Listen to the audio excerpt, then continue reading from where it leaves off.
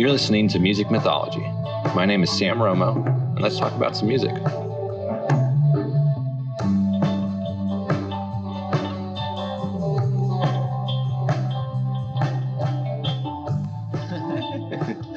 All right.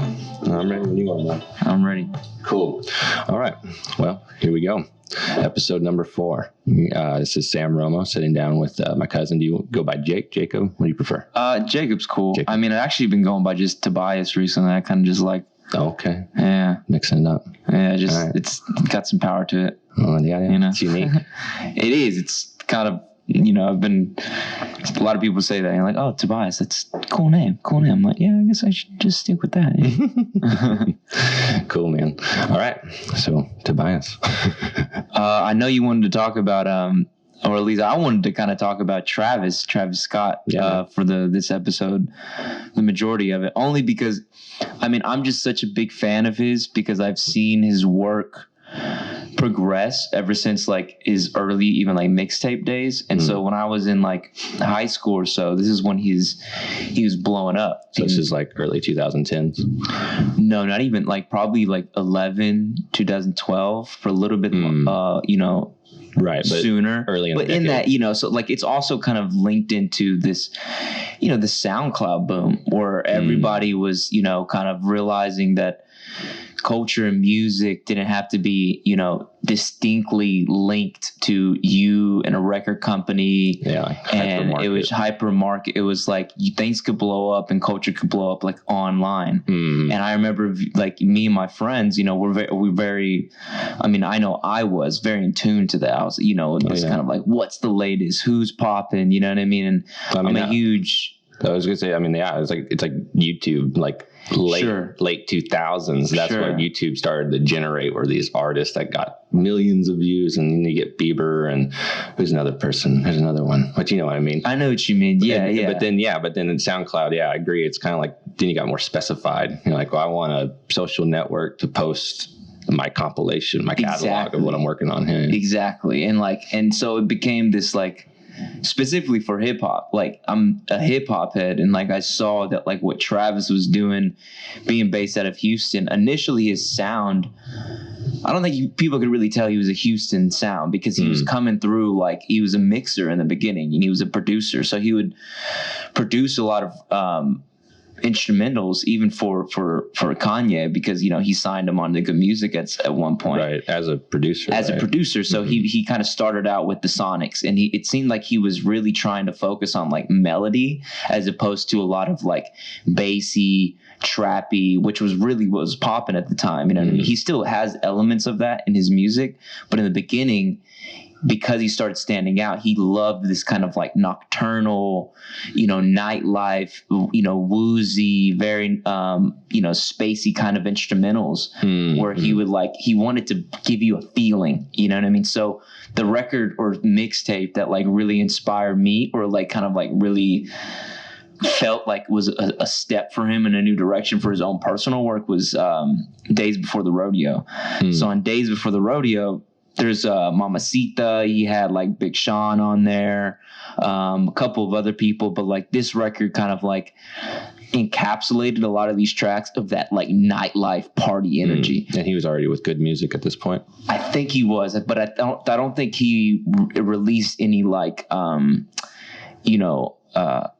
commercial records for himself with Good Music. Sure. Yeah, he was. So you remember Good Music, the self-titled record that had there's white and it kind of like had that angelic figure on it. Yeah, what was that thing called? I forget what that's. Something Summer, right?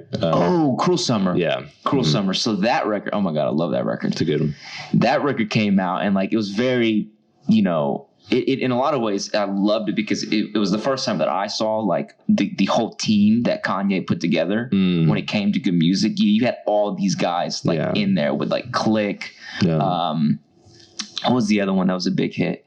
Cold, DJ Cobb. Yeah, all of that. So like I really, in the production on that was crazy. And this was when I started realizing that Travis had a lot of production on those records, on a lot of those tracks. And it was like, dang, like Kanye really loves what this kid is doing. And this is why he's kind of showcasing him. So in a lot of ways, he came through and just because he was so unique with his own sound, he influenced Kanye, in my opinion, with Yeezus, and kind of going forward with like the way that Kanye wanted to be more experimental on his melodies and on his synths. You know what I mean? Mm-hmm. A lot of people don't know, or at least Travis heads do know, that like that's a lot of Travis. Like Travis really loves these nocturnal synths that kind of give this like woozy type of feeling that encapsulate nightlife and kind of where nightlife was going. So for me, the culture when it came to like where hip hop was going was like morphing. You know what I mean? Like he was speaking to like not only the streets, but he was also speaking to like lower, and this is traditional within a lot of where hip hop, you know, went, in my opinion, where it was like, you know, hip hop is from black culture in the streets, you know, and kind of expressing what it is to come from these areas of America and to like kind of like arise and like basically either get out or express what it is it feel, you know, to live that kind of lifestyle.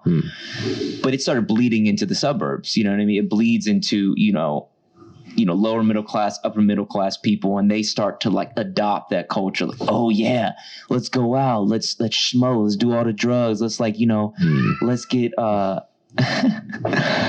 you know, let's feel what this feels like. So I think Travis saw that and it was like, I don't have to only speak to the streets. I can kind of speak to these kids that feel alienated in their school or whatever, you know what I mean? And it became this almost like revolutionary type of movement where it was like, and even the beginning, like, I don't know if, you know, on Rodeo where T.I. has that monologue, that opener, and he's like, he kind of just talks about how like the kids, you know what I mean? Like this is like Travis Scott is blowing up and he's doing it for like the underground, or like we're gonna, you know, take over the system kind of mentality. You know what I mean?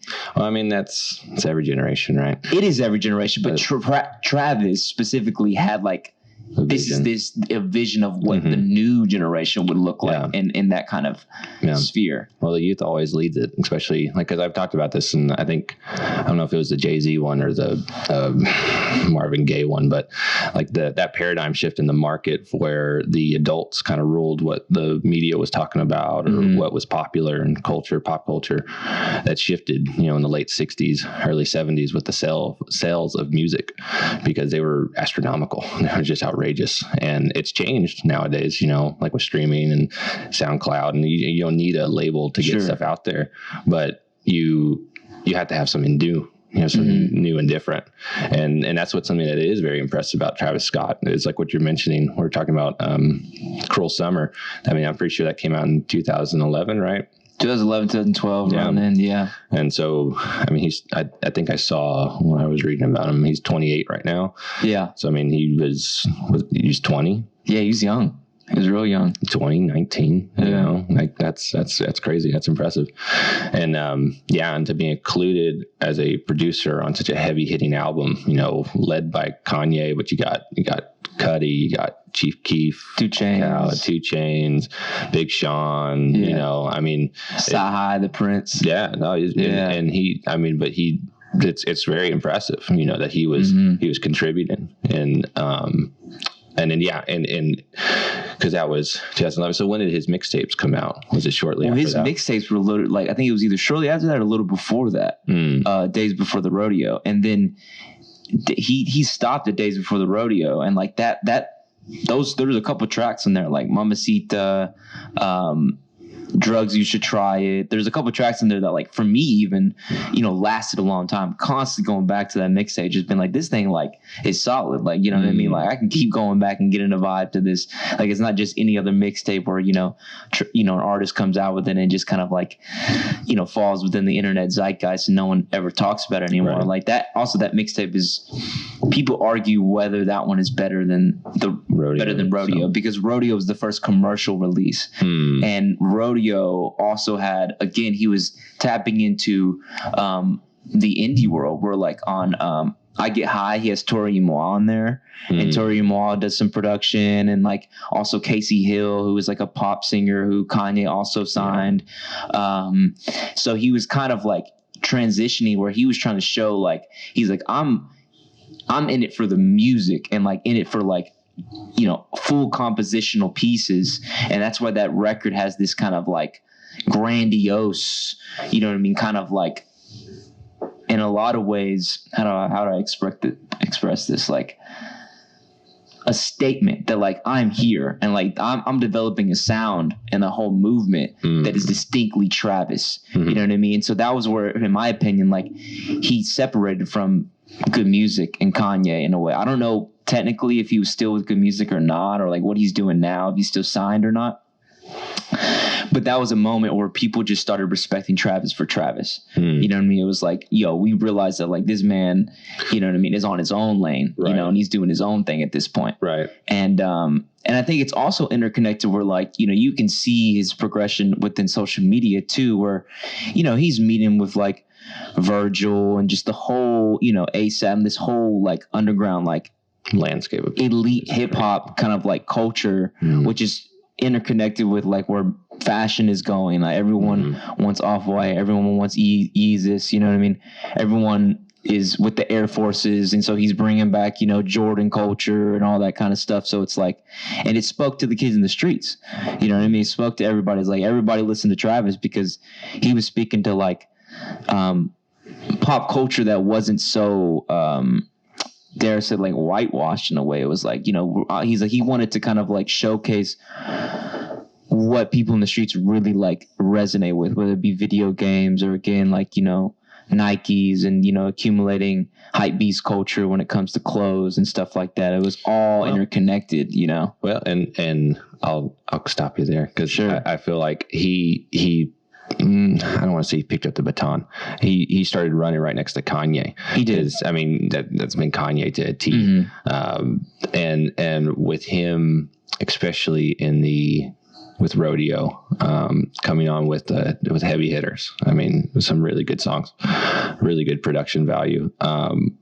And a good, what you said, like 4 mixtapes prior to that, 3 or 4, somewhere around there. So I mean, it's similar to like Logic, where you have a good producer putting in independent work, knocking out thousands of beats, you know, and just put hundreds of production hours into this thing. Worked. But that's how you refine who you are. It is, you know, like, I mean, even on a small scale with any type of work, that's how you figure out, that's how you get your niche. That's how you figure out who you really are in that genre, in that medium. You put in all the work, you put in so much work until you highlight the things that, that's the sound. That's me. You know, I want to use those lower 808s. I want to use, you know, gritty samples, you know, and he takes a lot of the cues. Cause I mean, this is what I was going to say. If I was going to sum up, I had never really, this is disclaimer. Before this, I had never really given the entire album of Rodeo a listen. Okay. And so after listening through all of it, if I had to sum up like a 1-sentence review or whatever, I would say it's a combination of Man on the Moon and Yeezus combined. That's pretty accurate. I like that. Yeah, because it's got the story narrative. That grandiose, like kind of mythical, like Travis turning it, or you know, Scott turning into Travis, like the whole concept behind it. Yeah, it's got the concept. It's got the even the classic rock roots. Like a lot of those rock instrumentals. Even that Kanye song specifically, where Kanye features in it. Yeah, it's like hard rock. Yeah. Oh, well, it's intense. Yeah, but even there's a lot. Even the melody shifts and the changes to, like, I'm trying to think of what song it is. Maybe it's the first one. Maybe it's Pornography, because I know it has like 2 distinct sections. It does. And it uses that high distorted guitar in the background, and I know like Kanye loves that. He does. Cudi loves that, and you know, and because I mean, Cudi's like the emo rapper, or you know, he likes to use Nirvana samples and all that kind of stuff, and so it's so in line with that, you know. And then the other thing, because this is just another modern rapper that I'm fairly familiar with, is he also the psychedelic aspect of his music, the trippy effects, the lo-fi, you know, effects in the background, or the you know, just the real trippy, echoey nature. Smoke One, Drink One, Pop One, that is very psychedelic, like SP. See, and that reminds me of like ASAP, like that. True. Well, it's good that you're referencing these, and I'm glad you are, because fundamentally they're all friends. You You know what I mean? They all collaborate together. So it's like, and I think that's what's cool about like what the record stands for is like, it's distinctly Travis, but everyone knows that Travis still loves Cudi, still loves Kanye, still loves ASAP. You know what I mean? They're all part of this whole new like hip hop kind of like new age. You know what I mean? And even though it's distinctly Travis, you're right to where like they still collaborate together. They kind of like, feed off each other's sounds. They feed off each other's work. And that's what's cool about it is that like, I don't think that there's definitely been drama in the social media. It's like there's times when Kanye and Cudi maybe weren't as like, active with each other or whatever. But besides the point, I think they've all stayed respectable toward each other and like respected each other's craft. Yeah, there's a healthy competition. It's a healthy competition. But the cool thing, I think a record that came out, maybe not so much Birds in the Trap, which is the next album, but this recent album, Astral World, he really starts showcasing his influences of Houston and kind of like the Houston hip hop scene where, referencing Zero, referencing what's that man's name? I'm blanking now. These are Houston rappers. Yeah, just other Houston rap. Like, and that album was more, as far as in comparison to Rodeo, more kind of like droney. You know what I mean? Like lean. The culture of lean and kind of like lean sipping. He's really trying to like showcase that Houston sound. You know what I mean? And I think it's interesting to see how like, and then I don't know if you've watched, there's a documentary that he has on Netflix. Yeah. And I still do need to watch that. Okay. So the documentary he has on Netflix, it's kind of cool to see where his headspace was at, where I think for a while, Travis tended to really like, he wanted to make music that specifically translated to live music. To where he loved moshing. He loved bringing a ton of energy to kids where people would just mosh, and he would like, he would even have the videos of like, he would take kids out of the crowd and like be like, yo, bro, you can, run and jump on your own. You know what I mean? He loved this, like, he just had this like insane energy to like wreak havoc when it came to his music. Yeah. You know what I mean? And it was interesting to see how like I think, for a lot of artists, it might be the case that like he wanted the corporate music industry to kind of like recognize that what he was doing culturally, like in the space when he had his shows, because dude, you watch some of these shows, man, like at Coachella or whatever he's at, I'm like, it is wild, bro. Like, what I mean? It is absolutely insane. People are getting hurt.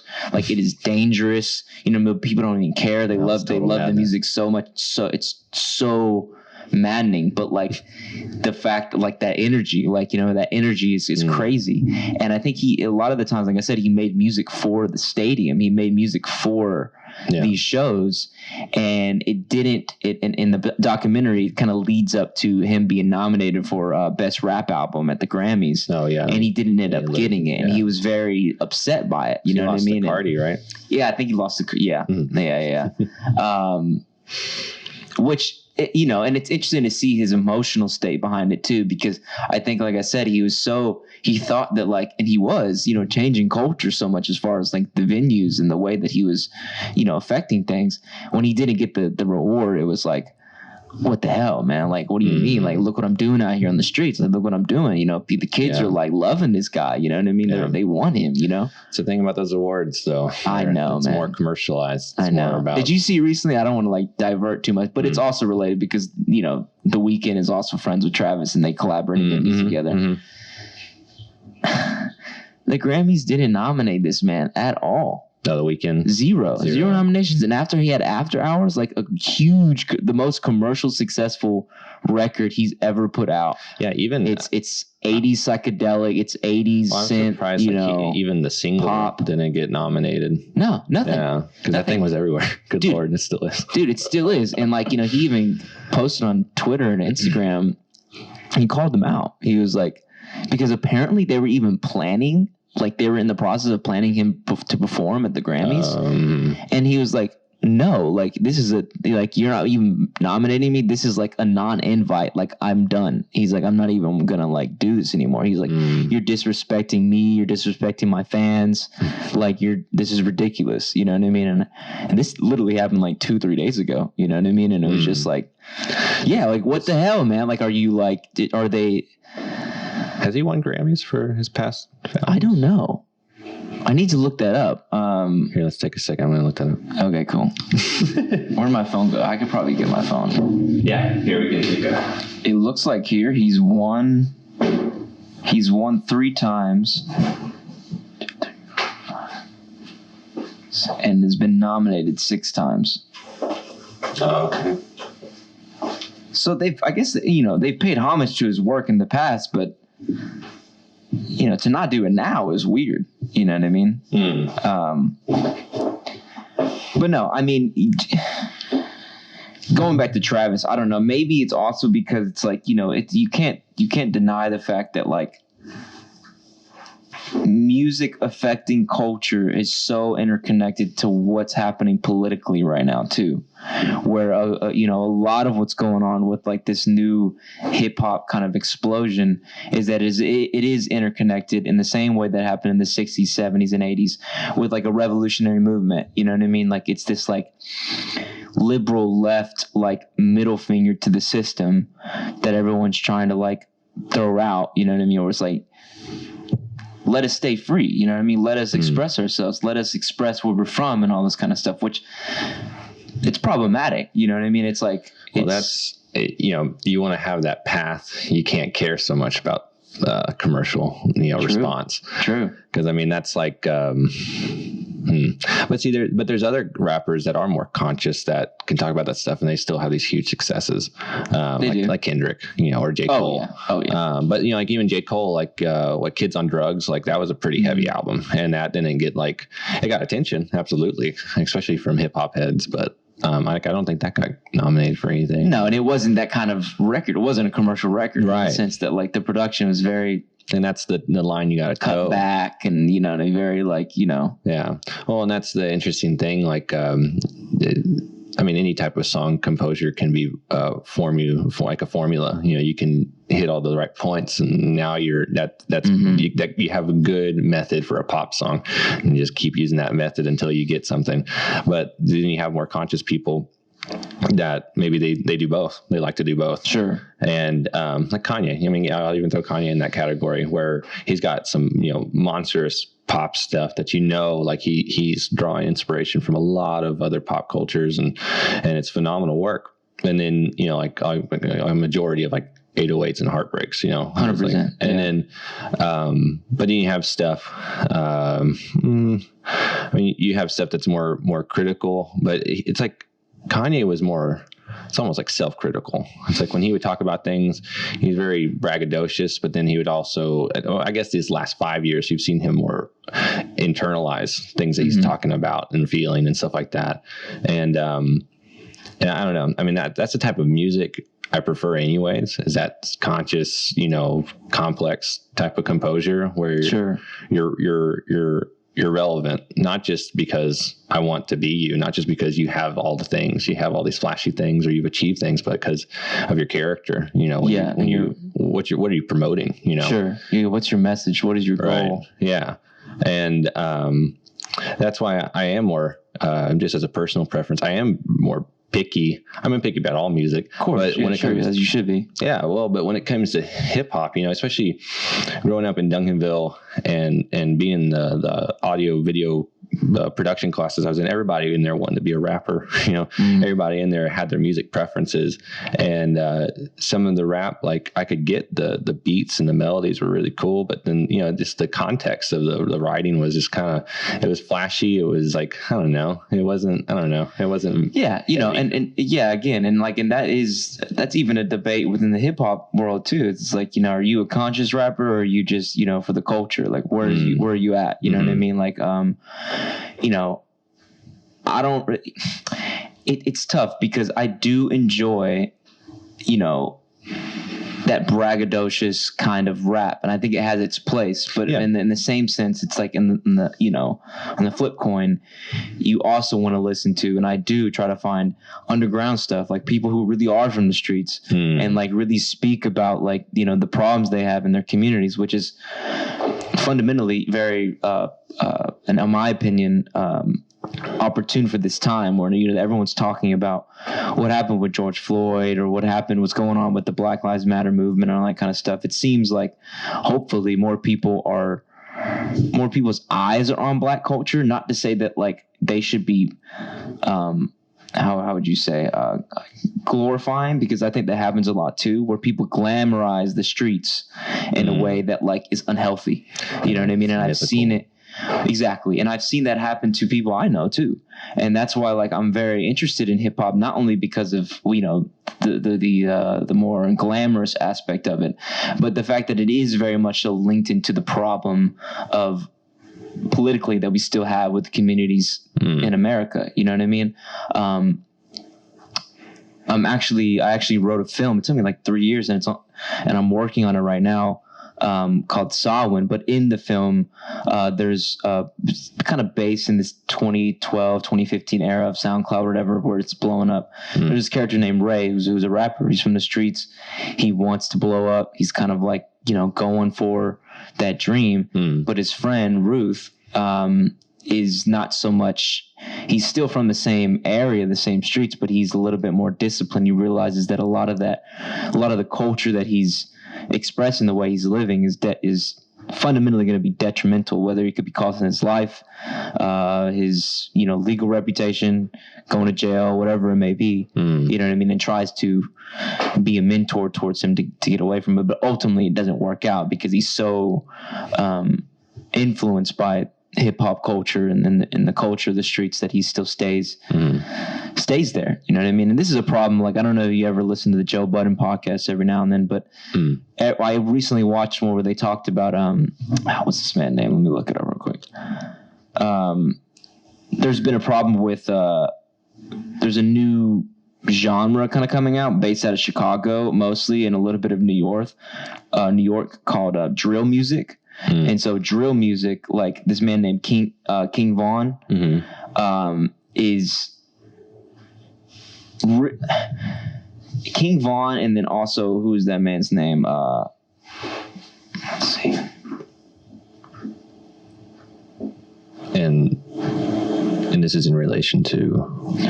This is in relation to kind of the overall topic of like where hip hop is at specifically, where we still have issues. So King Von recently got shot in an altercation, and he died. And you know, so and this is happening like over and over again, where you know rappers are still in these like street battles, these street you know dilemmas, where you know they still represent this lifestyle and they still live this lifestyle like fully to the fullest. Like, you know, these people, like, you know, it's very distant from specifically the culture that I was even raised in too, but I can kind of sympathize with it because I've met people who are interconnected with these kinds of, you know, these kinds of crews. And it's like, okay, so the commercial industry glamorizes this music because it's good music, you know what I mean? It's very, you know, but it's also, it's like, are we supposed to glamorize these people dying? You know what I mean? Are we supposed to glamorize these guys still like stuck in their ways? You know what I mean? I think that's why, like, getting it back to Travis, why I'm so like proud of the man, like why I think he's such a light for hip hop, is that he has gotten out of the streets. Yeah, you could say he sold out or whatever, but I mean, he took his talents to get out of Houston and to come back to Houston to what he's doing now, where he's trying to bring Astral World back, bring back the amusement parks, help the community, you know what I mean? Help people feel like they can live better lives going forward, and use his wealth, use his success to bring back, you know, and so educate. Well, he's doing that, in my opinion, in the way of like trying to,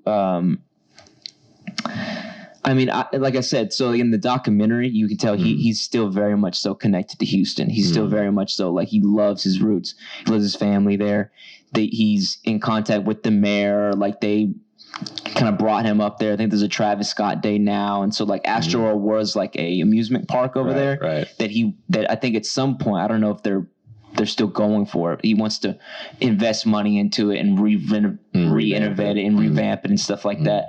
And, you know, that's his own personal small philanthropy type of actions. But I think the only reason why I'm bringing it up is that, especially like even they said on the Joe Budden podcast, where it's like, you're supposed to, it's almost like you're supposed to use your talents, hopefully, to live a better life going forward, as opposed to using it to constantly stay in this cycle where you're just making music to stay in the same place you're at. And it's like, that's not good. You know what I mean? And obviously, like, coming from, you know, from me, it might be, you know, some people would say like, well, who are you to judge these people on what it is they're doing? It's like, well, I definitely don't have a broader say at the end of the day at all, you know, but this is only my personal opinions from observing where hip hop music is and where it's going, you know what I mean? Yeah. And that's why I love Travis so much, and just kind of like Travis, Cudi, Kanye, you know, these people, African-American mans, came from the streets. They came from,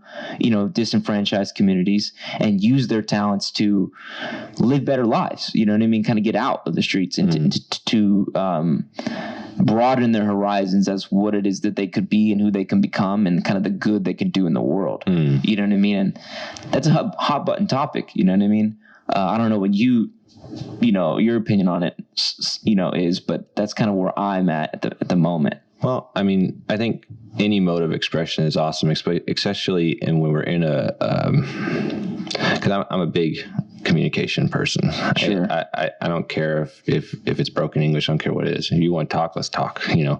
And when it comes to expressing your needs, your hope for the future, or your pains from the past, if you can relate to other people, that's how you become better. That's how you become a better communicator.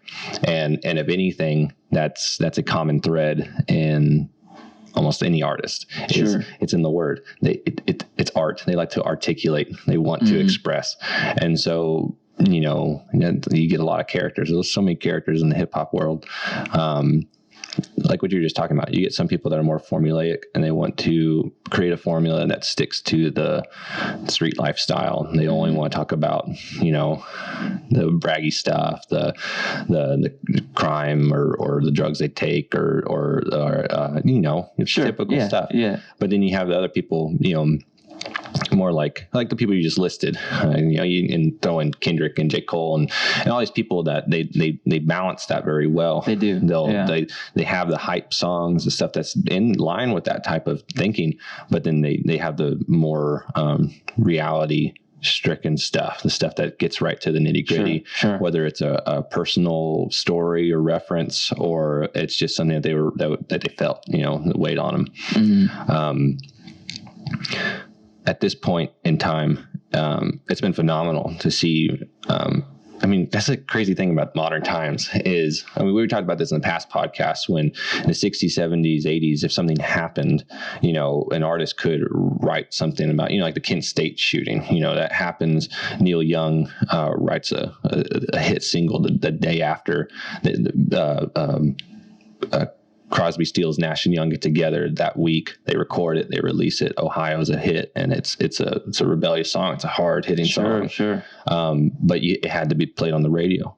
It had to get producer approval. It had to go through so many links, all the loops to get to the masses. But then nowadays, you have SoundCloud, you have Twitter, Instagram. I mean, I what was it the other day? I saw Travis Scott just posted a random picture, man. I think of him just standing like in his bathroom. Oh, he does it all the time. I know, but it had 2 million likes. Oh yeah, I know, man. And that's insanity. 50 years ago, you try to explain it to someone 50 years ago. Yeah, you can see these artists in real time, in real life. Right. And so what they're doing. And so with these hard hitting social issues, it's very responsive. It's like if it happens, and if you're an active, you know, Twitter responsive, then you're going to say something, you're going to do something. And now we're in this weird hyperized culture of cancel culture and hype culture, where if you're not in the right groove, then you just shouldn't exist at all. It's very it's all over the place because everyone wants a short and simple answer. We live in a microwave world where people, they want to read the headline, that's it. They want to feel something. They like binary. They get it, and good or bad. They day, yeah, good, yeah. And so with and that's what's changing is with the super influential people nowadays that you really see in the media everywhere. They have a real voice now. They do. You know, you have a deep responsibility too. Right. Well, and I mean, you throw it back again to the 60s where someone like the Beatles get interviewed randomly about the Vietnam War, and they're like, we don't talk about that. You know, like we're not going to really address But now that. That's almost like a given. It's like if you are an artist that's successful and you're in the public eye, it's like you have to at least acknowledge about what's happening in the broader culture, politically, spiritual, whatever it may be. And that's I think that's a double-edged sword, you know. It's like that's great, the fact that we're being more active politically and online and to communicate, you know, how we feel about what's going on in real time. But I think that also the other side of it is it hinders people to really have an actual authentic view on something. Oh, sure. Because you need time to figure out what's happening in your life, in your own life, whether, you know. Well, you need nuance. You need nuance, but it also takes even more time to figure out what you think about the entire zeitgeist. You know what I mean? Like, people expect you to understand what's going on in like all the streets of America, wherever it is. But it's like, you know, we still live in our own vicinity, our own life, you know what I mean? Our own kind of like community, whether that may be. It's weird. I don't know. Like, I don't know. I don't want to necessarily call it an issue in the sense that like it's something that we're all kind of dealing with, you know what I mean? But it is an issue in the sense that if that's where culture is going, especially for music, what if it does the opposite, meaning it makes people more surface level and more like angst to like release something that they don't even feel is true themselves. You know what I mean? And they start expressing themselves in the way that, like, you know, the whole internet wants them to express themselves. Sure. You know what I mean? But I want to compare it to a different time. Okay. You know, you compare it to the, I know it's my favorite era of music anyways, that late 60s, early 70s period. Because I mean, that's where almost any form of music starts to come from. Sure. I mean, in popular genres, that means for American culture, specifically, sure. Well, in like UK, the big scene. Sure, 100%, yeah. But at that point, you didn't have a voice unless someone gave it to you. You know, there's a handful of channels, there's a handful of things, and man, I had something to say. What was the last thing you just said? Kind of talking like whether or not it's good or bad for artists to kind of like do this in real time. So in real time, I think it's more authentic. Now there should still people be behind them, ghostwriting their posts, helping them guide them into being a better public figure. You know, like having an agent. That's what they do, and they support you in that way. They do, yeah. But it's harder. It's harder to hide it nowadays. Yes. And also if you write something. Especially we're talking about all these people, Kendrick, anybody that likes to write their own stuff. Even if it's not all of it's a majority that they wrote, that's the heavy hitting topics or whatever. Again, go back to the 60s and 70s. You didn't do that unless the label allowed you to. You didn't. Some people didn't even write their own songs. You know, Marvin Gaye is an incredible force, but for a majority of his career in the 60s with Tammy Tramiel and all these other people that he had hits with, he didn't write a lot of that stuff because he had to work within the system. Well, he was the voice. You did your role. You know, there's the producers were wearing lab coats. You know, everything was very formulaic. Yeah, it was work. It was you were a cog in the machine, and we're trying to sell records, bro. Right, you're a contract. You're an investment, and we need our return on this investment. And so we're not going to go into this weird social commentary type of thing because it's too controversial. Right, and that's what's so interesting. Lose sales. Right. And that's what's so interesting about like someone like Marvin Gaye or I would say John Lennon, but John Lennon already had so much fame that I feel like when he broke off on his own and did more political focus or social focused writing, that you already had an audience. So you had people ready to listen because they're like, oh, this is the dude. Yeah. But with Marvin, and Motown took a chance on him to do What's Going On. And he wrote a majority of that album. And you can tell in the sincerity and the heaviness and the composure of the songs, it's palpable what he was feeling. But he didn't have a Twitter. He didn't have an Instagram. He wasn't posting all these things constantly. So you understood, wow, look what this guy stands for. Look what he's living. You know, because that's the interesting thing is you can see even conscious people that post things, retweet things, yada, yada. And you go to Instagram and they're living this crazy lifestyle and they're, pretty like, selfish or narcissistic or whatever. What the hell? Like, you were talking about this and all of a sudden now you do this. Yeah, so if anything, I feel like it's not harder to be authentic. Now it just means the audience needs to be more critical, more careful. Because, and I think they are becoming more, hopefully. Oh, I'm more critical than I used to be, 100%. But the fact that the phrase, like fake news has become a common term that's thrown around. That had existed prior to these last 5 years. Prominent but yeah, now everyone, it's an easy anecdotal, thing to throw out. And well, that's probably fake news. But now you realize there's a secondary layer to every form of media, that there's another set of eyes that approved it before you tried to approve it. And so if anything, you can look at the music and media that was released 40, 50 years ago, that was formulaic. That was producers really being careful about what they're going to do to get their money. And nowadays you have people that are self-produced. Name some self-produced people we got around.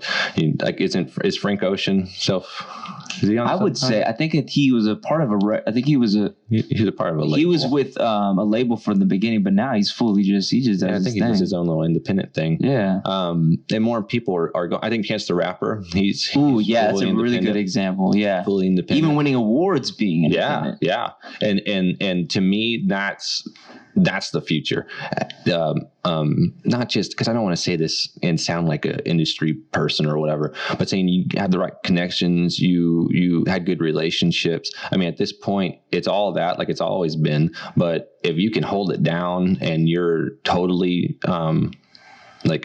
not self-reliant, but what you want, out of yourself and out of your future and music career, you can project that out so much more efficiently nowadays. Yes. It just means you have to vibe with people. You have to be relatable. You have to 100%. You have to put in good communicative work to illustrate that. And if you mess up, if you say something, that this is where I touch on the topic of cancel culture. I don't necessarily agree with that because to me, it's all about how you handle it. You do something wrong. Well, life is about growth. Life is about progression. And so if you do something messed up, you said something wrong, whatever, you did something totally offensive to millions of people, if you just don't talk about it, this is the worst thing you're going to do. You just walk away from it and you don't. It's the absolute worst thing you can do. Yeah. You have to confront it. And if you don't, it's like people are going to even give you more shit. Right. And if anything, you just address it in some form of way to say you're aware of it. And if it was offensive, you didn't realize it and blah, blah, blah, blah. But nowadays you're in your watch. Yeah. Oh, cool. Good to know. But nowadays, you always have to be on your toes about that. Yeah. But I don't know. It's just, again, it's like if you want to just throw an artist away, but he just said that, I'm never going to listen to you again, whatever. But if you're truly careful and you're curious, but you want to be critical, just take yourself away from it. But don't let it influence you. And this is something I say all the time specifically when it comes to Kanye, because I've listened to him for a long time. Because there's a lot of people, when I tell them I'm a pretty big Kanye fan, if it gets brought up to someone random, they're always like, he's so out there, and he's like, what's going on? But I've always said this for years. With him, you separate the art from the artist. You maybe not so much these days. Yeah, and that's true. These last few years, it's much more that it is. I love that record. It is him. I'm not gonna lie to you. I love that record. Jesus King. Oh yeah. Oh my God. It's a good one.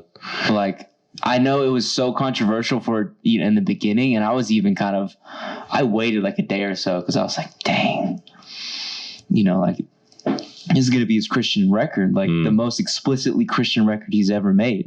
You know what I mean? And it was like, how's he going to go about this? You know what I mean? I was critical of him. You know what I mean? I was like, what's going on, Kanye? You know what I mean? Like, what's going on?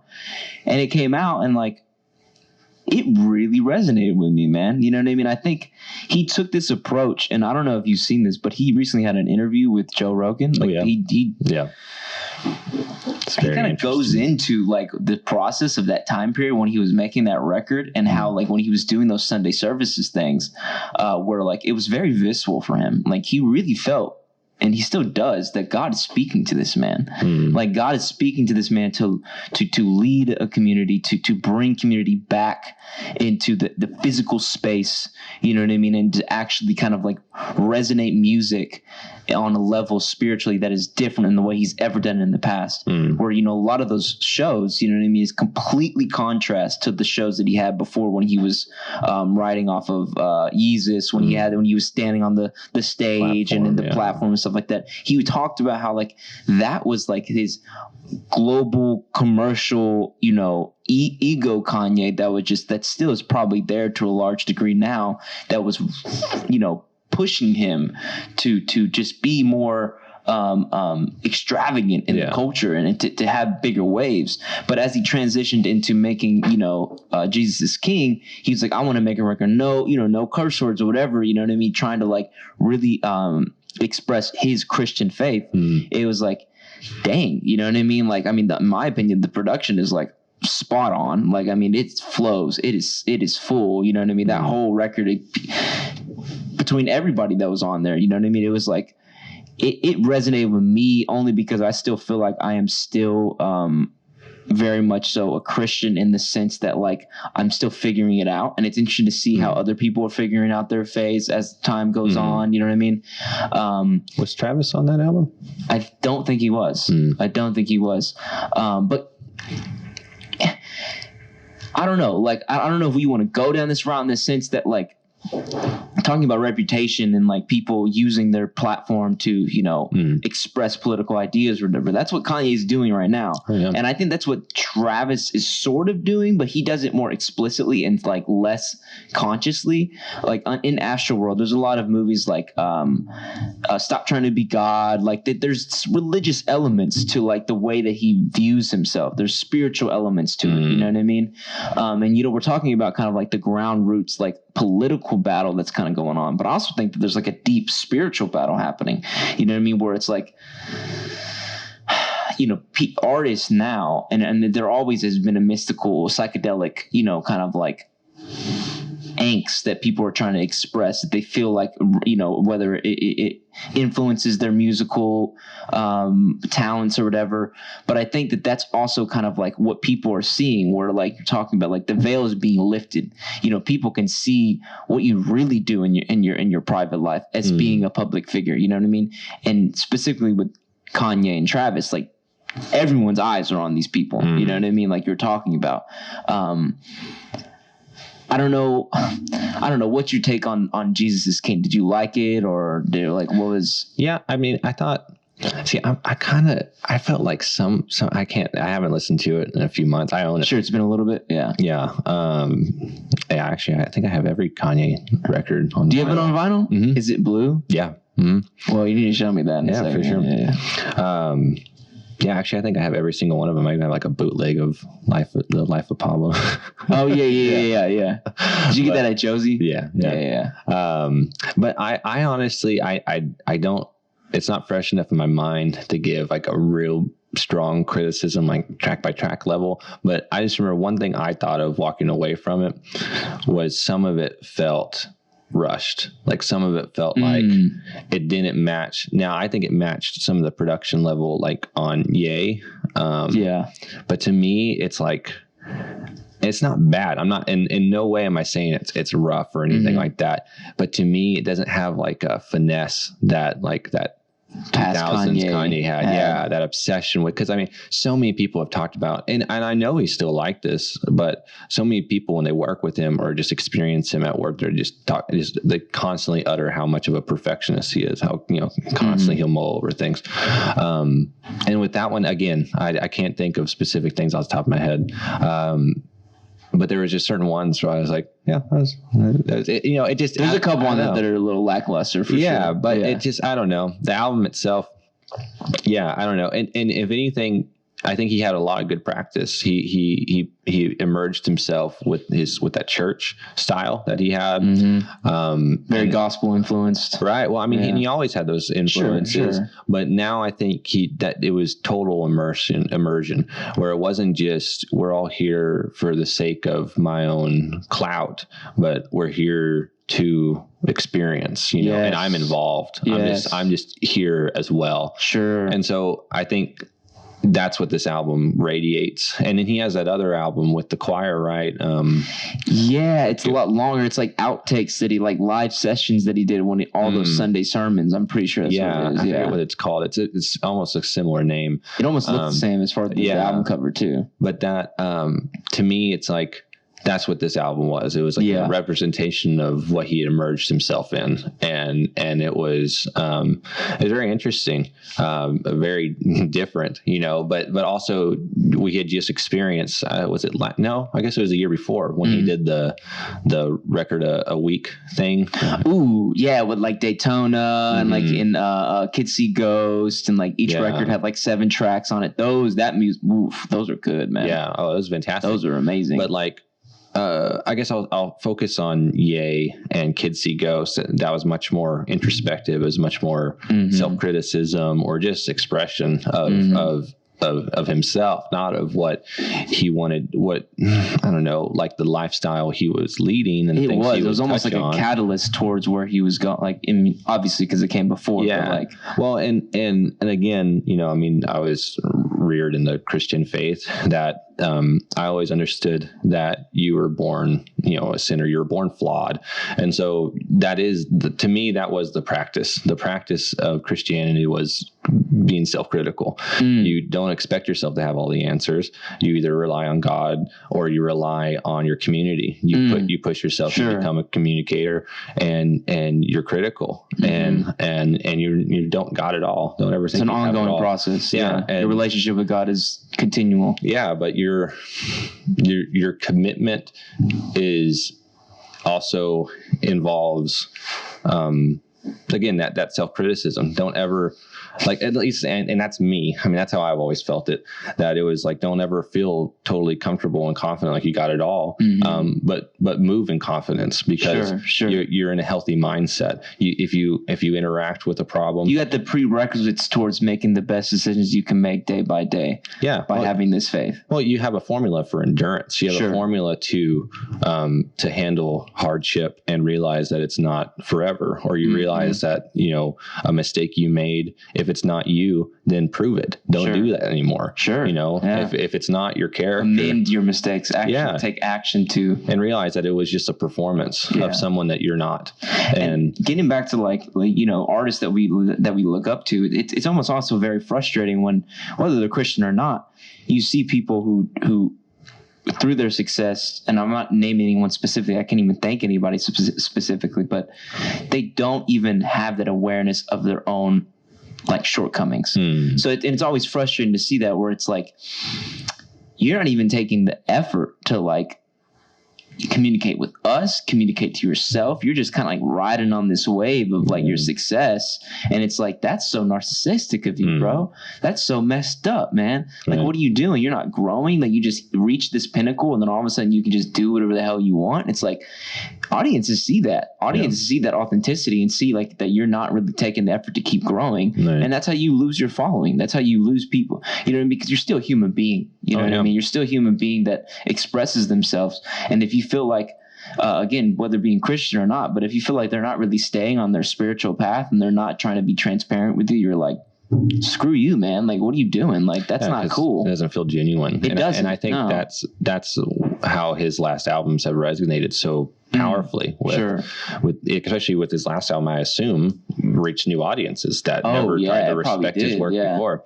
And so it's total new perspective on the guy, but it's because he introduced self-perspective, or into his own work. I mean, everybody does that, but he did it more and more to where it was more and more raw. You could see him getting frustrated, and you could see him getting frustrated with himself. And that's what he talks about. And he opens up about, and being very candid, even about the strain on his family and relationships, all that kind of stuff.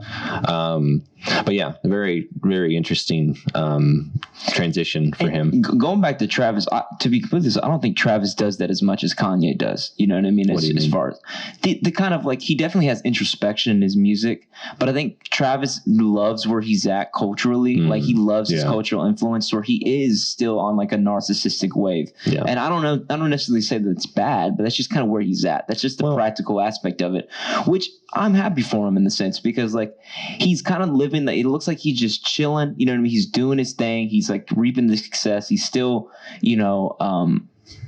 just trying. He has a kid at this point with Kylie or whatever. And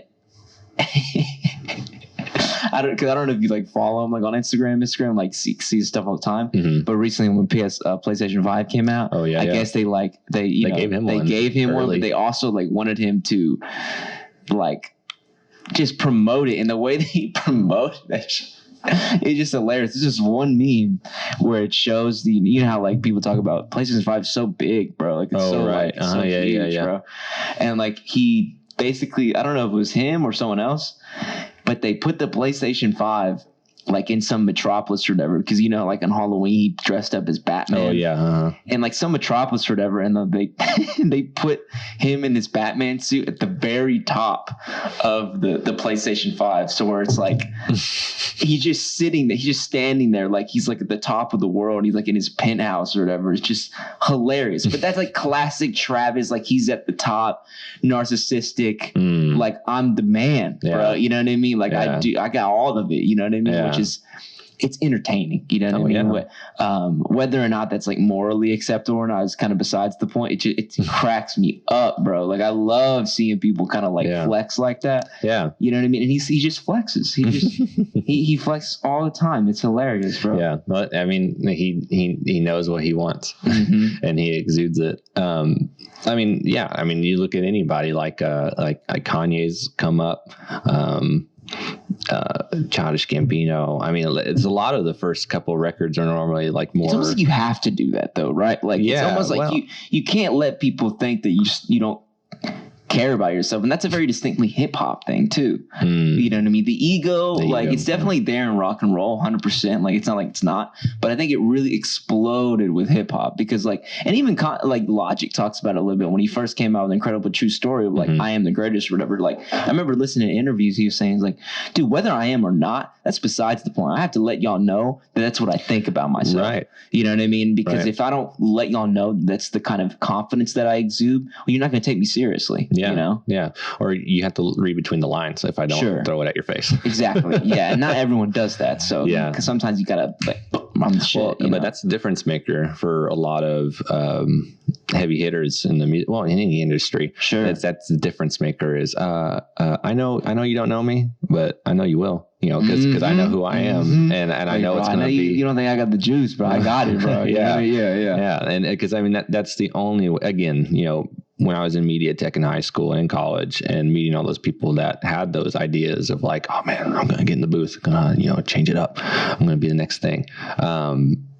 You had to wear that. You had to wear that confidence, and you had to back it up. And that's where, I mean, I think that's common. I think for people that are just, I don't know, egomaniacs, but just like, they feel it. They think they got it. And who knows, maybe their methods aren't all there. And so they don't get very far, but then you get that good combination of either a great producer and a talent that's confident like that and marketable, or you get someone all in one package, like a Chance the Rapper that's, great personality, just he pushed it, always pushing.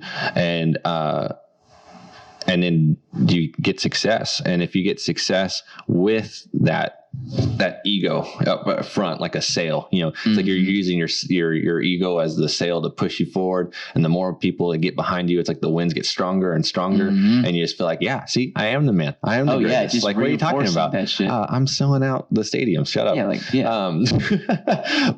But I don't know.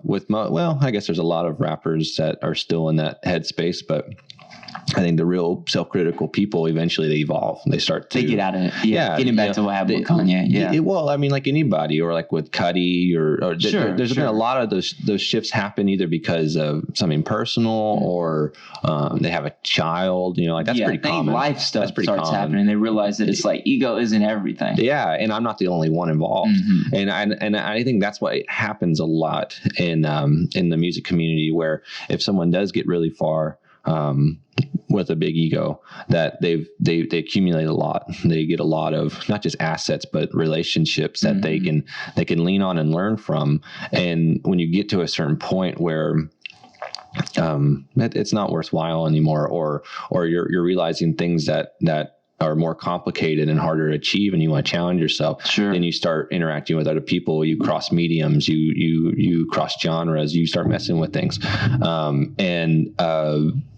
and you get more self-conscious. You get more careful about how you're approached by a bigger group of people. You're not just self-approved anymore. And because I think a lot of people, the way they see that is, I've always been approved of my own work, and now millions of people just finally agree. But that's not a good. Yeah. But then you get to a headspace where, I mean, some people where you're like, well, am I reaching the right people? Like, are these the people that are like in my headspace, or are these just the people willing to buy my stuff that I'm throwing out there? Like, and you're a little more careful. And I assume that maybe nowadays that's a little easier to be aware of that, those dynamics, and who you're reaching, who you're really impacting. Because I mean, nowadays, if you're a hit success, you're a big artist, you have a subreddit for you on Reddit. You have threads. You post one thing on Twitter, there's going to be rants and comments and raves all the way down for pages. And so it's like, if you want to look at how you're received, you can dive right into that rabbit hole and see. But is that really reflective of like where? Because like, okay, I think most of the people who actually have authentic opinions, they're not like glued to freaking Reddit. Oh no. Like, you know what I mean? They're not glued to like this Twitter and like Instagram sphere. A lot of those people have very shallow opinions. They have very low resolution, experiences with that artist or whatever. And then they just throw out these comments that, people say this is what this person, is or will be or whatever. But it's like, the more and more I see where internet culture is going, the more and more I feel like that's just not that's not the actual truth. You know what I mean? Whether even if it has slivers of it, and there's it's a vocal minority. It's a vocal minority. And it's like, and this is even goes into like, we referenced Logic with his recent album that he came out with. He was very vocal about how that really tore him down. Like, you know what I mean? Like being so glued to what Reddit and what the hip hop community thought of him was like really giving him bad anxiety and depression and midlife crisis type of stuff. You know what I mean? He's very transparent about that. And I think that hopefully more people, look, I had to get off Reddit. I had to get off. I've been slowly trying to get away, you know what I mean? Like, because I really don't think that, unfortunately, maybe it will and still will be the case. But like, if that's the case, that a lot of those opinions on there are very shallow about these artists and kind of they don't hit the chord. Well, then I think the space is going here with podcasts, with long form conversation. You know what I mean? Like, and this is the next step where this is like, it's like, y'all want to play those petty games where you have opinions about people and the zeitgeist where you just want to type it on the computer. It's like, no. We're not doing that anymore. Like, get on the camera, say it in the mic, bro. You know what I mean? Like, what is it? And so that way we can really feel what you really truly think about these people. You know what I mean? And you've seen that there's explosion of the podcast culture. You know what I mean? So, well, I mean, that's my big draw to this is I want earnest, genuine conversation. And, I mean, that's literally it. That is the entire disclaimer. That is the entire point of this podcast is for me to learn and to, I don't know, fuck up. If I say something, cool, it's gonna happen. Correct me and we'll just keep rolling. It's about learning. This is life. It's like, I'm not saying I'm impervious to criticism, but I welcome it. I'm very curious about being careful but maintained. And when it, like what you're saying, when you listen to a vocal minority that has more time than a regular person because they don't, and, who knows? It could be young people too. People for sure. Oh, dude, you don't even know. School, you don't even know. They could be 13 and all they're doing all day is commenting on these things. And because it becomes a meme, because it becomes a popular, thing to throw out about somebody, you just toss it around. You throw it around like a bag of dirty laundry. And, but like what you're saying, that's why I enjoy podcasts, unproduced. I'm showing up. There's no one here telling me what to say. I'm self-produced. There's not, it's not going to happen. And if something happens in this conversation, I'm not going to edit it out. This is it. It's like, I want my audience, because the thing I appreciate of long form conversational podcasts is I feel like I'm in the room, fly on the wall. I feel like I'm there. I do too. I feel the same way. Yeah. I love it. And it's a closer representation of a real experience than words typed out in response to a picture or a post or whatever, because that's not dialogue. That is not a dialogue. No, you're not interacting with people. You're getting a momentary, feeling of satisfaction to get out your part, throw it out there like a stick of dynamite. You're like throwing in there, you're like, boom. Whatever happens. I just blew up their post, I just killed that thing, and you could walk away with it. Or again, you have so much time, you want to obsess over it. You go back, who liked it? How many people liked it? Oh, only 12 likes. Come on. I need to be more controversial next time. Ooh, yeah, it's like, it's just such a weird game, and then you have the music industry hunting for people that they are successful in social media, and then they try to finesse them into being an artist. Like, have you seen the Joe Rogan episode when he had the Black Keys on? Have you seen that one? I didn't. That's a very good episode. Because they came up like 99, 2000 was when they started. And they were just a college band, and they got a record label, I think in like 2003. It was a very small deal. And so they've gone through, they did the work, man. They were I'm not going to say they're one of the last people to do it, because there's a lot of people still doing the traditional pathway of becoming an but they had a distinct path. But they had the classic, you tour, you get signed to a small label. You just keep touring, you writing every year, blah, blah, blah. And you get a bigger label, and you just keep going, and never stopped. Why did I bring that up? Oh, because of Joe Rogan. So when they talk about that experience coming up, they relate it. They relate it to right now. Like if they tried to do the same thing right now, it wouldn't correlate. Yeah, they're like, because if I only had a few followers, but I'm a committed road warrior of I'm going here to these clubs. I know these people. I know these people. But look at this girl. She's got an okay voice, and she's got hundreds of thousands of followers.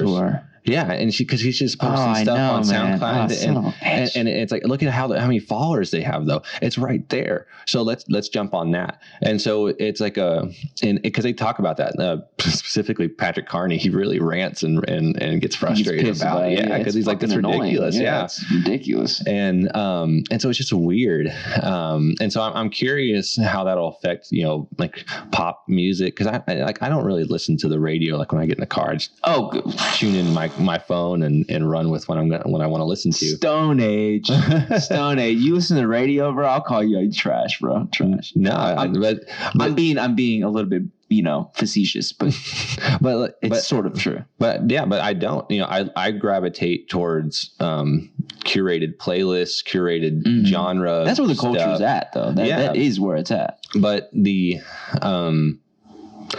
but if you want that commercial success, if you have that kind of mindset of but I don't even think the radio is commercial success anymore anyways, because the only thing the radio, like specifically like growing up with like DFW, like Dallas radio, like I always feel like it was just centered towards like the Joe Schmo, like person who just got like the average job, you know what I mean? They don't really on the background, just on the background, you know what I mean? Not even pay attention. They don't care about music, you know what I mean? Like music is just this like thing that they have in their lives that kind of like fills space, you know what I mean? That's why like those pop records that are on there on the radio most of the time, and very rarely someone like The Weeknd or whoever will get on the radio just because it's like it's a good song, drowns out, and it makes them it's for people who aren't engaged. You know what I mean? I think more and more people that you're talking about want to be engaged with music. Sure. You know what I mean? And that's why Spotify and Apple Music is so cool, because you have the new Beats One radios, or the release radar stuff that Spotify does for you, where it's like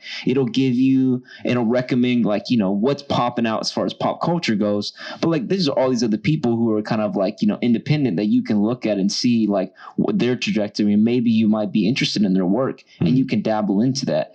And I think more and more people, obviously people like us, because we're so such fans of music, are going to utilize these tools, right? And to make sure we recognize and we really put the people that are popular at the top. You know what I mean? As opposed to, again, having to go through this process where it's like they're only popular because someone wants to make them an industry plant or whatever. You know what I mean? They're only popular because someone wants them to be popular. It's like, no. We don't play that game anymore. It's like you're popular because people actually like you. You know what I mean? I don't want to have some trash song on the radio and everyone think that that's the best out. And then all of a sudden it's like, no, it's not the best out, bro. Right. Fundamentally, musically, this is a bad song. You know what I mean? So it's like, why are we saying that it's the best? You know what I mean? It's because it's not. You know what I mean? So again, you have people like us who are and I will be an advocate for this, where it's like, I use Apple Music, I use Spotify, I use Bandcamp. I try to give my money to people who are independent, who are up and coming, that I feel like have something unique, who are dabbling into something nuanced. You know what I mean? Well, and I get that, because that's where my head is. Sure. But because that's what I do. I mean, the reason why I have so many records is because that's what I'm doing. Is if they're not going to come tour through my neck of the woods, then I'll buy a shirt, I'll buy a record. Support. Yeah, exactly. Because I want to keep it coming. I want to support you. But I guess let me redefine success. Sure. Okay. So commercial success. So when you get a hit on the radio, I mean, you get like $1 to $2 a play, from one station. And if you get pop commercial success, and they're, what was the track we were just talking about, Blinding Lights from The Weeknd. I remember there was one point where me and my wife were driving, and she put on the radio, just because we were just going down the street or whatever. Okay. And I think we were in her car. She puts on the radio and it's on. She's like, oh, I don't want to hear this song. And then she hits the next button, and on again? And it was on. It was halfway through it though. And she's like, is this the same song? I was like, yeah, that's the same one. And she's like, all right. She hits another one, and it's someone talking. There's like, hey, next up we got blah, blah, blah, blah, blah, blah. But you know how when they say next up we have blah, blah, blah, but then there's one thing before that sometimes. Yeah. And so I don't remember who they line up or who they promote. And then Blinding Lights comes on, like right after that, we're like, oh my God, man. In the span of 5 minutes and 3 radio. but that's success. Sure. That's monetary success. Fiscal, financial success, that you're making the money. You getting it, right? You're getting the bag. Yeah. I remember a coworker of mine, his an old buddy of his from high school became a front man for a band that was like a one-hit wonder. And they were on some trip to another country. They're in a restroom just washing their hands, and the radio's playing, and their song freaking comes on. And he's like, what? That's cool. He's like, that's crazy. He's like, yeah, I just made $1.15, or like, he would talk about it because he remembers the metrics or the payout metrics. And so I just think it's different concepts, like for me, or like the type of personality, like success to me would just be have more and more gradual followers, have more and more people, diverse followers. Yeah. Too. And people understanding culture you come from. Yeah. Well, and people understanding that, like what I just said, like, I'm going to buy your merch and stuff to support you because I really like the stuff you're putting out on streaming, which I know pays out like nothing. And so, that is a problem. And so that's what I'm getting at is there's two different worlds. There's the world of the mass commercial success where you have the addition of streaming. Sure, that's a great revenue source, but the radio is still a big payout. And the only other big payout, just because of the way the industry has changed and adapted to streaming, is you sell records and you have concerts. And especially with this year, like I remember when I got my stimulus or whatever, like I bought like 3 records and a shirt and stuff from small people, from small folks that I knew that, like, I mean, I was literally out because I'm a sound, I'm a sound guy, I'm a sound technician guy. Like I ran soundboards for churches and artists and stuff. It's been a long time, but I still think about those people. I think about the roadies and the production people, the light guys, and all these people that are also struggling. Yeah, and they're their livelihood. Yeah, and this year they're in a weird spot. That is weird. And I've seen, and that's why, you know, I threw money out to some of these small people, like it's like one of my favorite rock groups is Portugal the Man. I bought stuff from like Father John Misty. Okay, cool. And random other people too, like that group I sent you, Holy Hive. That was good. I like that. Yeah, it's good stuff. Love that album, man. And they're brand new. And I can just imagine, you know, you release it, expected a tour, and then COVID. Yeah. Dang. So it's like, okay, so I want to help them because that's who I'm thinking about. And even with me, you know, it's like with this podcast, it's like once we have merch going, it's like that's how I explain it to people. I'm not just going to say, yeah, buy my stuff, it looks cool. I'm saying, you're supporting me. It's like, if you like what we're doing, this helps me keep it coming, you know? Yeah, it does. And some people don't think about that. But some people were real blunt, like Father John Misty, he had like this big email campaign where he talked about that I think, I don't know if I'm remembering this right, but I think he did like a slight discount on his merch, and like all the profits weren't going to him, it was going towards the road COVID crew. Relief. Oh, road crew. Okay, sure. Like the people that helped him be who he is. Yeah. With. Yeah, that makes a lot of sense. Yeah. And so I was like, that's crazy, but that's awesome. Because that's where my head has always been. That I know that what I'm doing is supporting that team to keep going. Well, that's beautiful. I love how you just laid that all out there. And hopefully, again, like this podcast or whatever it is, the communication will get more people, like I was talking about, who kind of see music as this thing that just gives space, as like there really is a big music industry. You know what I mean? And it's like the music industry is different than just, you know, you just listening to a record on your phone. You know what I mean? It's so much more complicated. There's so many more lives you're really affecting, you're really contributing to, you know what I mean? And yeah, that takes time. I didn't know the ins and outs of the music industry when I was first starting to listen to music, you know what I mean? But because I've met people and I've been in venues and I have friends who are into music and I have friends who are trying to get deals, it's like, it really is complicated. Yep. You know what I mean? And it's like to talk about it for the average person, I think it would be good, because then hopefully, again, the culture will change. The culture will change into more so what we're doing, where it's like we recognize a lot of people still run off of a very kind of like independent lifestyle when it comes to expressing themselves musically.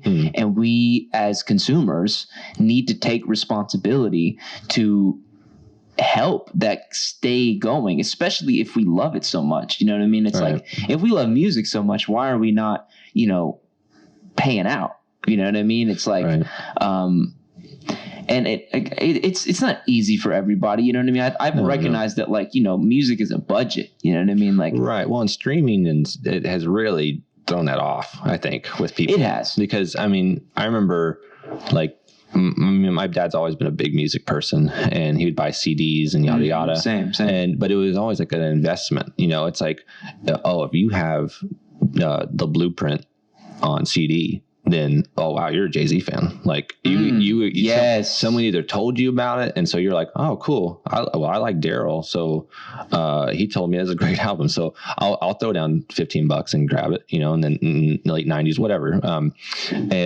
if you liked it, great. If you didn't, well, you have it and you could resell it or whatever. But if people saw that, you're like, oh, do you have the Blueprint? We're like, yeah, man. It's like, oh, dude, I love Jay-Z. That's cool. Yeah. You know, it's like you invested. In real time. Yeah. Yes, but like you threw down money, you bought it, you brought it home, you got it on display, whatever. But you have it. You threw it down. And so you invested. And with streaming, I think it's really thrown all that understanding off, because one, they're getting pennies on you listening to it. Very little. But the appreciation aspect of it goes right into the line of what we were talking about with like cancel culture and all this stuff, wanting an easy answer, wanting a headline answer, you know, something people binary, want that with music good, too. bad. Yeah. Well, no, I think it's like they want a simple view. And so they want a simple solution for like anything. Oh, I'm hungry. Well, I'll just eat anything. I'll just go to Jack in the Box and eat some crap. I want to listen to some music. I really appreciate this guy. I know a lot about this artist, blah, blah, blah. I've never bought anything of his. I've never gone to his concert, never did anything, but I'll stream him, you know, I'll listen to that because it's super easy. I think it's done two things. It's thrown off that appreciation aspect of music, and the purchasing and support of music. But it's also, it's made it easier to get it out there. Like there's more music now than ever. Double-edged sword type situation. Exactly. I mean, every single day there's more music than there was before. But with streaming, it's like now at least you have a chance. You know, like I was saying before, in the 90s, you trying to tell somebody about Nirvana or the new whatever. Like, dude, yeah, you can borrow mine. We can come over, have a listening party, whatever. Yeah. Now it's like, let me just share this right quick. Yeah. I'll just throw it up. Well, I mean, even in the early 2000s, it was like YouTube. You know, I remember that was the big thing for people that didn't have a lot of money. Yeah. You just throw it up on YouTube, man. You know, just whatever. And you would get the lyrics on the video. You would get it, and you didn't have to buy it. You know, that was the in between. And then now streaming has made it easier.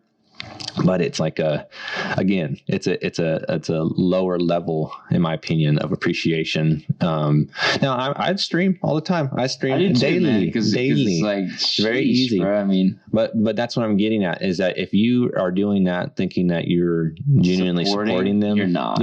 Yeah. Like you are, but like. And I'm not talking about these mass successful people. Like, if anything, I'm talking about the smaller artists. You might not even be putting a dent in their stuff just by streaming their record. I mean, like, I remember I talked to someone that said that they have an album and they just run their own album on Spotify with the volume down on repeat all day, every day. And that they do that for a month straight. They make $50. And so I was like, oh, that's $50 a month. Crazy. What is that? Well, sure, but that's what I'm getting at. But that's what I'm getting at is, even if you, like, let me think of like kind of a smaller person that's like a little bit like unknown Mortal Orchestra, or like someone that's like they have a couple of songs that have gotten poppy, but the majority of their catalog, but the majority of their catalog is not very commercial. It's not mainstream. And you want more of Porches? No. Okay, keep going. But a small group like that, or I don't know, like Mac DeMarco, or just random groups that are like they've had, or artists that have had little blips of success, but Def Hines. Well, then again, Def Hines is kind of commercial now too, because I don't know if he's commercial, but he's got an opportunity to work on new like movies and stuff like that with his music and stuff like that. But he still feels very indie. You know, talking about Blood Orange, yeah. So he still feels very indie. So like, I guess there's going to be gray areas too, where it's like, you look at an artist like, wait, are you commercial? Like, are you indie? Like, what are you? Yeah, like, you know? I feel like that's just like dynamics that you have to come to terms with an artist. Like with me, like I've been a huge Tame Impala fan since like, I don't know, like 2014. That made the top now. So. Oh yeah, Kevin Parker is like now one of like the top producers that you would want to work with. Did you like his new record? I liked it a lot. Yeah, it's pretty good. I mean, it's still very Tame Impala, you know what I mean? But it's well, I love all of the albums. They're all phenomenal, and you see the progress from like a psych rock to that synth driven, you know, a little more poppy, but still just super psychedelic synth, you know, just crazy, like just environments, like, you know, just the feeling you get. It's just like crazy. But I'm thinking about this. I forget what is that song? It's off the new one. Hang on. But keep going. I'm just looking at it. But like Currents, you know, that was a phenomenal album. In fact, I have it up on the wall right now. But at that point, like when Currents came out, like not even when it came out, when it got announced, I was ecstatic, because I was like, awesome new project from this dude. Because he does it all himself. Like, that's another thing. Crazy. It's all him. I was excited it was going to come out. So I made the active decision. Now, this is me in college. I had a job, but I didn't have like a ton of money. But I made the active decision of remembering, I've been waiting a long time for this dude to come out with an album. Yep. And so now that this one has been announced, like, I'm willing to throw down a little chunk of change to get something cool in return, obviously, but to support him, like realizing that if I can keep some form of revenue going in, it's more likely that it'll come back quicker. Like that's my return. That's my investment. And so I bought the colored vinyl version of Currents and there's only a few of them, and I got one of them. But to me, like that was one of my first modes of that type of thinking of like, sure, the type of hospitable, like I want that you to succeed by me doing this, so you can keep producing and have that awareness. And so I've always thought that way. Well, I guess moving forward, I have too. Yeah. But I think hopefully that'll be the change in things. Cause I mean, you look at all these YouTube personalities that they have like loads of merch and all these type of things. Cause that's how you support them. That's another lane of support outside of viewership and the ads being thrown through a corporate Patreon platform or whatever. Sure. Yeah. But merch is the mutual benefit factor. It's like I get something, you get something, right? Yeah, it's not like you're just paying. I'm just getting the shirt. Yeah, it's like no, it's the same thing. It's like I bought this shirt because I want to support you, like, because I've always thought about that for businesses. Like, if I didn't think that a certain grocery store was shady or something, it's like I'd stop buying from there. Like, boom, like I'm not the market. You put your money where you want it to go, and where you want the market to go, and realize that has power. It has a lot of power. There's momentum behind that.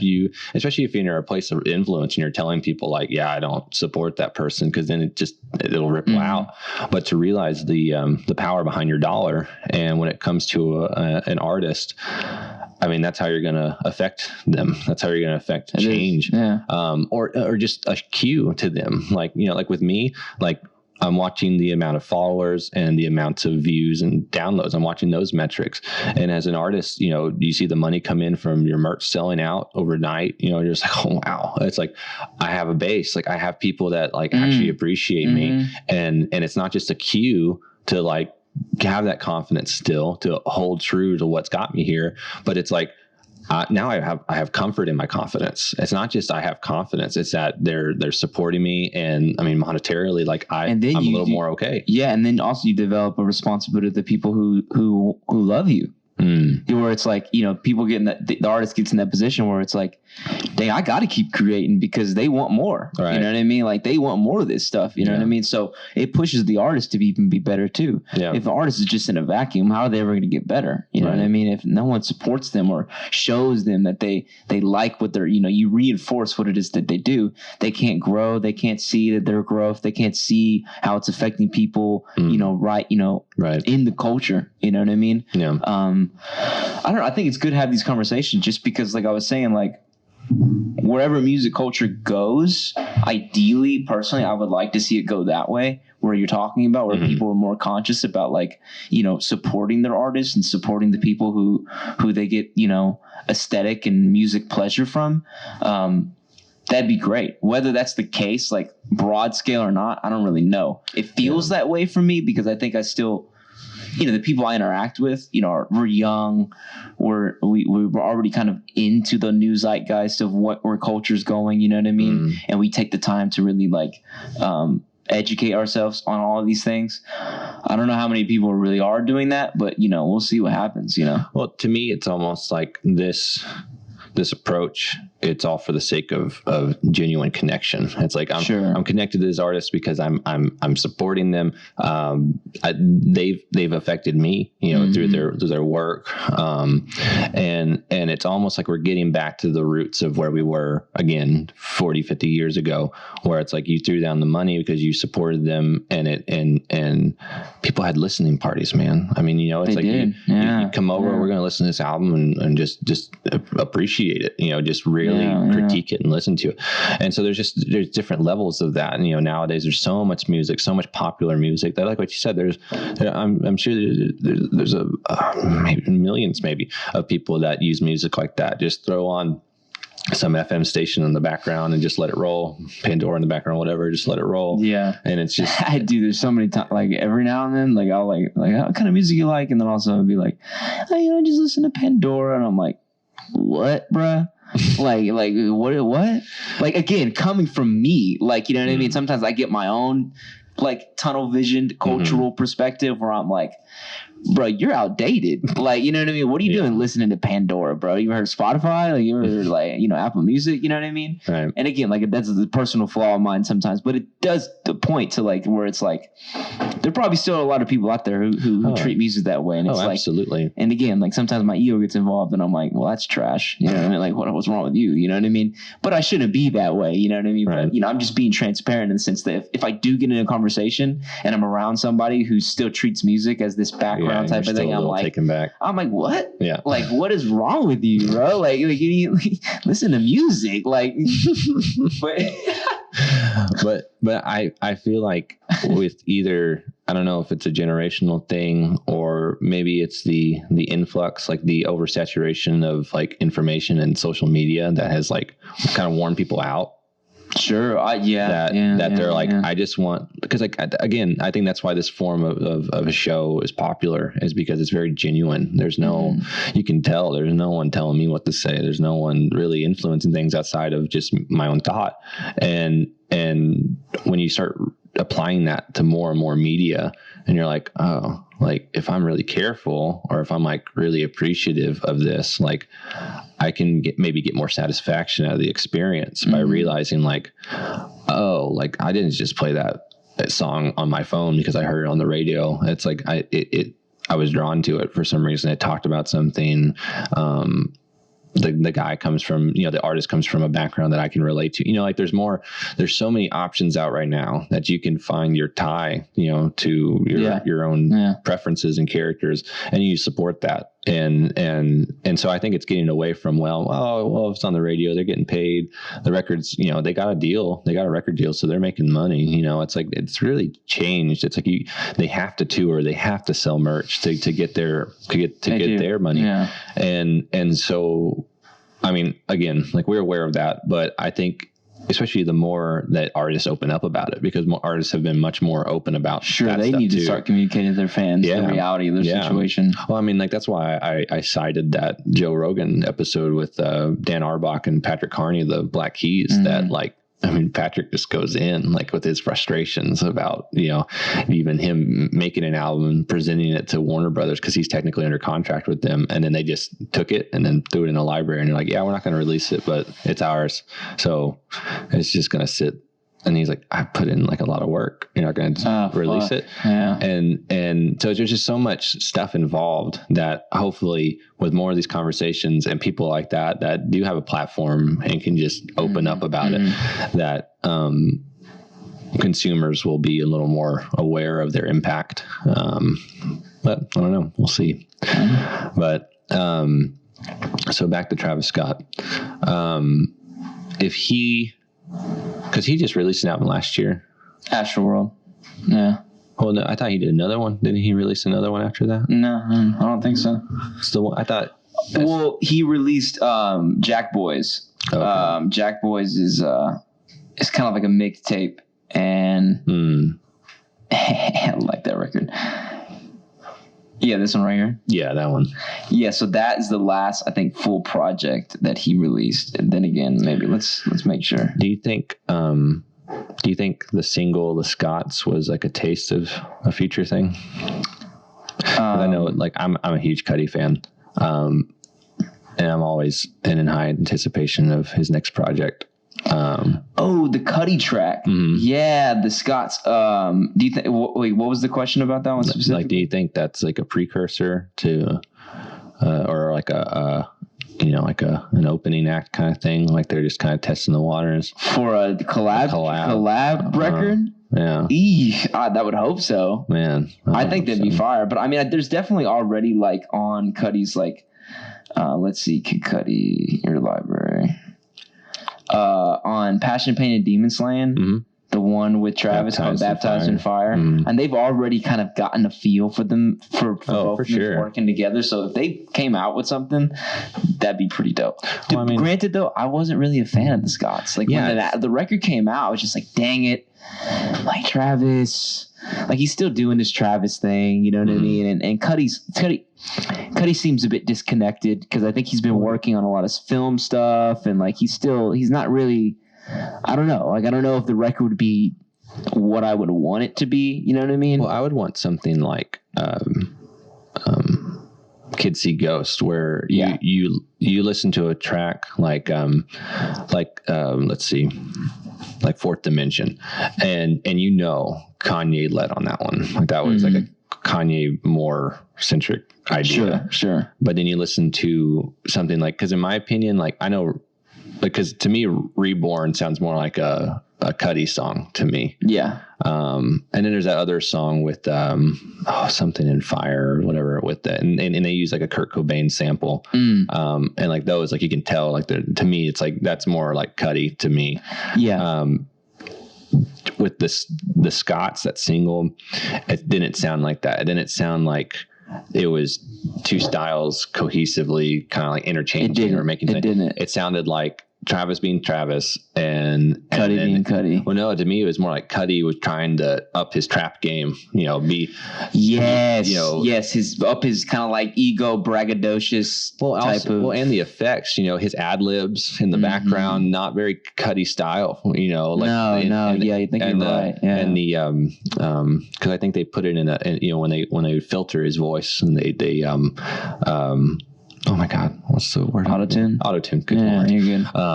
Or they throw it into a synthesizer or an ASR keyboard and they chop it up and they mess it up. It's like that's become more and more a method of the trap ad libs in the background, so and that's what he did. But to me, it was just kind of to me, it's not very Cudi, so it's kind of like interesting. I know. But it flew over me. Like I listened to one time and it was just like, I'm not going back to that. I've listened to it a few times this week, and it started to grow on me. But to me, that's what it felt like. To me, it wasn't like this breakthrough single. It's not to me. It wasn't like they did it and we're like, all right, this is like what's a good like one random like All Day by Kanye. Oh yeah, it's like a. That's a beast of a song. Like it's an intense, but it's a good single. It just stands on its own. But then you look at this, it just feels more like they're testing the waters. Like, I have this beat. Let's throw on something. You throw on something, and then we'll just add in little ad libs and like, cool, I want to work with you again. Like, yeah, dude, let's do it. But because I know Travis Scott is a big Kid Cudi fan. Oh, he's huge Cudi fan. And vice versa. So I don't know. And especially with this year, with people having more time, like I wonder if they're cooking up, if they're really chilling. Yeah, that's the only reason why I bring it up is to me, the feel of that song was an experimental, like kind of like first step. Like what if we did? Because I mean, it had like big success. It wasn't like it popped off. People liked that track. I think it went I know it went at least platinum. Like I don't know if it's gone double platinum yet, but that's intense. Yeah. And so it was Kid Cudi's first number one hit. Do you know that? What? Yeah. Quit lying. No, I'm pretty sure it was his first number one like Billboard hit. There goes the power of Travis, bro. So I'm telling you, bro, that man. But and you probably got a lot of cross people interested. Exactly. Yeah. Because I mean, I know I used to work with this guy Will, who was a big hip hop head, and he used to always refer. This was like 2015. He would always refer, or 2016. He would always refer to Travis Scott as Kanye Jr. And so with him and Cudi working like really cohesively and then like having like monumental success, like I wonder if that was kind of that like cross between people that's like, wow, I love Travis Scott's vibe, and like Kanye's just classic right down the middle. He's not as trap centric as Travis, but meaning people just like, well, let's go with Travis now, just because see where he goes, because I like where he's been. And then you see him cross over to his influence of Cudi, and Cudi's a much different vibe. Sure. And or it's not like much super different, but it is different. It's just, and there are people that like, because I've talked to people that like they love Travis, but they're like, I don't really get into Cudi. So maybe that was the payout was it was a big influence and crowd bringer for that song, but it was like two big hip hop personalities coming together. But I hope there's more, because now that I've listened to more of Travis's stuff, like I looked into his background and looked into his influence, like what you said, his influence on Kanye, but not even that, like just his cohesive respect, like relationship with Kanye, with his peers, right? Respect for the people who have influenced him. They respect him. Yeah, exactly, because he's always putting in the work. Yeah, whether you see him just working not on a beat together. Another person they have really a lot of connections with is Mike Dean. Oh, right. Yeah. Mike Dean like has his hands on like all of their stuff. Oh, and everybody. You know what I mean, like on everybody. So it's interesting how it's. Well, and you can't use that's the thing. You can't not talk about Mike Dean, bro. Yeah. Well, there's another producer too that did a lot of Travis Scott stuff. Alan Ritter. Okay. I mean, he. Let me see what he did. So he produced All Day. He was on All Day. But he did, what did he do with Travis Scott's here? I have it up right now. He did 3500, 90210, Oh My, Decide, Impossible, Flying High. Oh, damn. I Can Tell. Those are my favorite tracks, bro. Never Catch Me. Never Catch Me. A-Team. Never Catch Me. But then he also did stuff with Kanye. You know, he did Father Stretch My Hands Part 1, St. Pablo. But anyways. Who's this man's name again? Alan Ritter. Alan Ritter? Okay, cool. And so Alan, he actually won, or he was nominated for his work on All Day. And he also produced Work, Rihanna's track. Okay, cool, man. So that's what I'm talking about is he's got a lot of cohesion with some heavy hitters. He does, man. He does. And that's what was interesting. Like me as a new listener, observer of his career, like what you said, watching him come through Cruel Summer and the background. I mean, I even read that on the song 3500, that, you know, the catch, the hook, it's about Kanye paying $3,500 for a fur coat for North. Oh, okay. You know? Yeah. Because $3,500 for a coat. And that was actually supposed to be on Pablo. That's supposed to be on the Pablo record. Oh, really? The Life of Pablo. But Kanye was such a perfectionist, putting a lot of work. He didn't make it fit. Well, because Travis came up with that hook, and Kanye chopped it up in the I think in his ASR keyboard and made it that glitchy sounding vocal. Yeah. And they were sitting on it. They were going to wait on it, but Kanye was working on the rest of the stuff, and Travis just couldn't wait. He loved it, and he wanted to use it. And so he's like, can I just use that right now? And so 2015, he puts it on Rodeo, and then the Pablo didn't come out till 2016.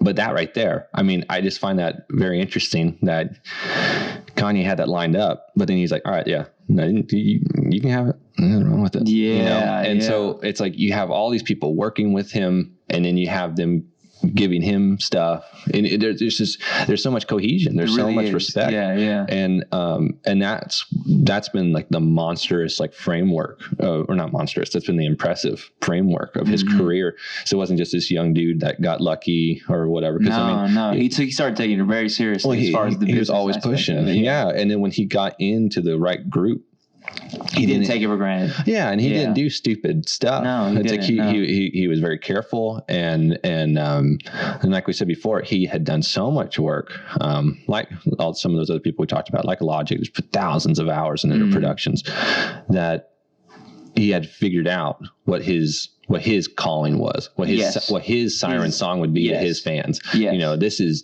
Travis Scott. You know. But yeah, it's very interesting. Look, I'm trying to get an understanding of him and where he comes from, and it's very, very interesting person. I look forward to more of his work and listening to more of his music. Hell yeah, man! I'm so hyped. Yeah, man. Yeah, he's definitely one of my favorite artists out there right now. Yeah. So Texas represent. Yeah, Houston, man. It's cool, man. It's cool to see, you know. Yeah. It's always cool to see someone come from here, you know. It's good to see something good come out of Houston. Yeah, some out of Houston, Dallas, Texas, you know, Austin, whatever. Like, you know, it's interesting being from Texas, and I think people in Texas are pretty musically influenced. You know what I mean? Like it's like there's some heavy hitters. There's some heavy hitters. I mean, it's a humongous state, but I mean, there's so many people that come from Texas. Yeah, it's crazy. Monstrous. Man. Yeah. But yeah, it's interesting. I need to watch that documentary because I think I watched a trailer of it like when it first came out, the Travis Scott one. Yeah. But yeah, very interesting person. He's a very hedonistic man. So when you watch it, you'll see like this man. He's just like, you know, he lives the life, you know. He lives the life, which is hilarious, but that's what he does, you know. So eccentric through and through. I guess we can end it here now. I mean, I think that was good. Yeah. I mean, I think we got a lot of. I liked how we segued and kind of talked about the music industry and kind of like what's happening with streaming. I kind of really wanted to talk about that too, you know? Yeah. So we kind of got a little blend of both, and hopefully you can, you know, be a good little episode. So yeah, dude. Well, I'm curious how long it is. Well, do you have anything else I think it might be like 2 hours maybe. Yeah. It's 1 o'clock. Started at 11 something. Yeah. It's not bad. Cool, man. Appreciate you, bro. Thank you for listening.